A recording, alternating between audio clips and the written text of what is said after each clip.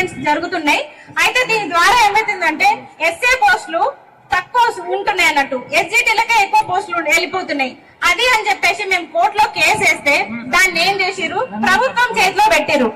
ప్రభుత్వం ఇప్పటికి కూడా స్పందించట్లే.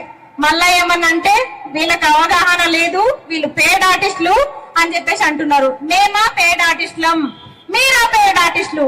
చెప్పండి. ఈ పార్టీలో టికెట్ లేదని ఆ పార్టీకి మారి, ఆ పార్టీలో టికెట్ దొరకలేదని ఈ పార్టీకి మారే మీరా పేడ్ ఆర్టిస్టులు, మేమా పేడ్ ఆర్టిస్టులం? చెప్పండి. మేము నిరుద్యోగులం కామా? మేము అసలు నిరుద్యోగులం కామని మీరు ఎట్లా అంటున్నారు? ఏ నాయకుడు అనేది ఒక ఆయన ఉంటాడు, మొత్తం మీడియా దొరికితే చాలు, ఒక కెమెరా దొరికితే లొడలొడలొడ వాగుతూనే ఉంటారు. వీళ్ళు అసలు నిరుద్యోగులే కాదట, ఇక్కడికి వచ్చి మాట్లాడమని చెప్పండి మేము నిరుద్యోగులం కామని.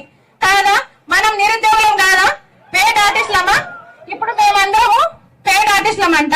మరి మా క్వాలిఫికేషన్ చూసే దమ్ముందా మీకు? చదువుకుంటారా? మా సర్టిఫికెట్లు ఇస్తాం, మీరు చదువుకుంటారా? చదువుకోవడానికే మీకు అర్ధ గంట పడుతుంది. మేము రాసే ఎగ్జామ్లు మీరు రాయాలంటే మీరు మరో జన్మెత్తాలి.